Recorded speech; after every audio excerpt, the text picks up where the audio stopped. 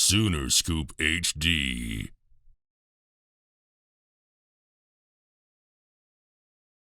When your offense got in the open field, they ran away from Nebraska.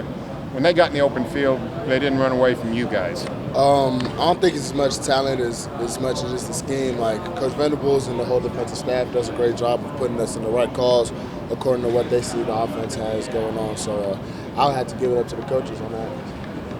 Dude, what was the experience of that first drive like for you guys and their scoring drive? It was just control the noise of of what the outside world would be thinking after that. You know, we knew what we messed up on.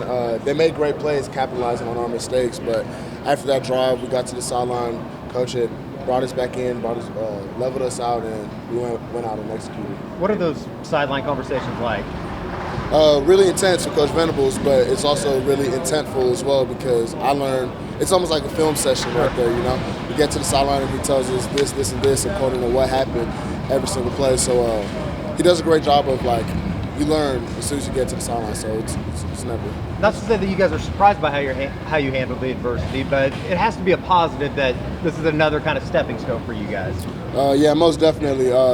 In practice, they do a great job of making it chaotic, and we have to handle it every single day. So we got out here on Saturday, and like I said, seeing the outside world like it was chaos, we was pretty leveled in. Is it almost like listen to the words that he says and the meaning behind it and the intensity? Is that kind of what you get to see through some of that stuff sometimes? A little bit of both. I love his intensity, so I wouldn't want him to be any other way. So for me, I have to say both the words and the intensity of it. You know, really, if you're not ready to play after hearing him talk, then you're in the wrong sport. You being more of a guy that's had more career starts and been in a lot of games and a lot of road games, how was it for you being a leader over there, trying to talk some of those young guys down after that first drive? I wouldn't even say it was a major problem because, like I said, everybody has the same mindset in this program. So I guess me being the leader, yeah, is a huge part of it, but we have a whole bunch of seniors on this team, and I guess the young guys just looked up to us, and we looked up to the coaches, and they fell in line right away. It wasn't a major problem. Are you the one making the calls for the defense right now? Yeah, I get the calls, and me and Stutzman are giving it out to everybody else. So. David, you guys were able to course correct after the first drive, but as you continue to get stops, force punts, turnover on downs, does the momentum kind of continue to build there for you guys as it goes, the crowd maybe gets quieter? Yeah, most definitely, but it will almost feel like a home game, you know, like it doesn't matter where we're playing at, we have a standard that we have to play to, and that's exactly what it was. You build momentum not by how loud the crowd is, but by how you're playing. 3 games into the season, Dave, what would you say is the identity of your defense? Relentless effort. You know, the call is only as good as the players executing it, and you have to have effort in everything you do, and that's how I think it's a good identity for us. What's the difference between where you are so soon this year and where you were at the end of last season? What can you pinpoint as what's different? I guess just my main thing, my knowledge of football. You know, like I'm out there, and me and Deshaun White we got a great jump on what the offense is about to do. So just like recognizing formations and actually seeing the outcomes of what could come before the play even happens. What about the defense in general, though? What's different?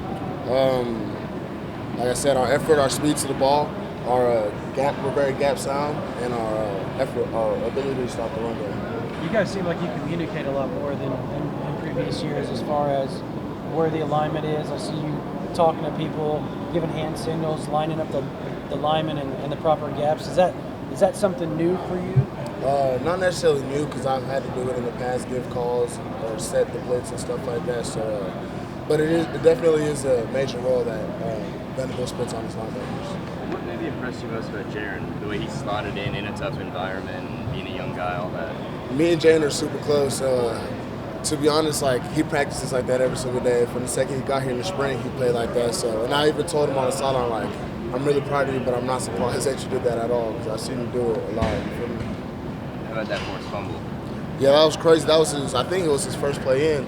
His first tackle was a forced fumble, and I watched it right away. I'm pursuing the ball. I see him rip it out. I'm like, this freshman is special. David, Brent talks a lot about still trying to create an identity for the team. How far did today go towards y'all's ultimate goal? I think we took strides today, definitely, because we showed that we don't have that back down or that give up. You know, like they're not in till they're in, as you saw on that one drive where we ended up getting the 4th down stop, I think it was, and they drove it all the way down the field. But you know, we don't want to give up anything. You know, so the identity of this team is just like the relentless effort that we play with and our ability to stop the run game. Sooner Scoop HD.